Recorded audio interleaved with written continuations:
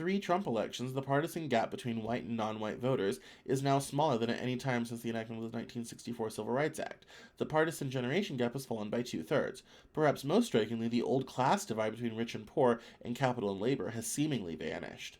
The exit polls found Mr. Trump losing voters making over $100,000 a year, while winning among voters making less, including those making less than $50,000. If anything, 20th century fights are emerging as plausible areas of bipartisan consensus, with Republicans were seemingly receptive to labor and spending on infrastructure, while Democrats seem more open to deregulation and supply-side remedies to problems like housing and energy. In place of the old class conflict, there's a new educational divide. I think the divide is definitely going to be about, how would I phrase this? Gentry versus cosmopolitan? Does that make sense? Um, Rural versus city versus rural? That sort of, those different cultural tradition versus progress sort of thing. And it will cross income sort of thing.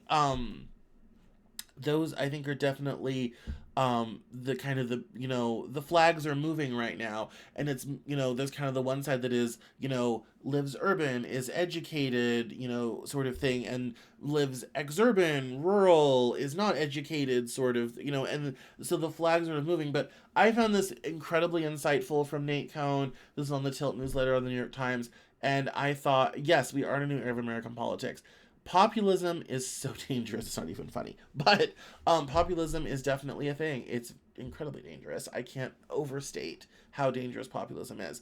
But that, I think, is the future, especially as people on the left demand more and more populist rhetoric, i.e., Bernie Sanders, to counter the right's populist rhetoric. And this is manifests itself as, yeah, we shouldn't be in a part of a globalized economy, which I don't even know how we extricate ourselves from that. No, we need to have, get rid of these trade deals and, bring it home and make it here and all this sort of thing. I don't think anyone wants to deal with the decline in the standard of living required to do that, because everything is predicated on low-cost labor from Asia. But that's certainly the mood of the country right now. And I think that's where the new, facing outward versus facing inward, America first sort of thing happens. And it's very reminiscent of the 1920s. And in some degrees, we've elected our Calvin Coolidge in the form of Mr. Trump. Whether he'll go on to be a Mr. Hoover is another question altogether. But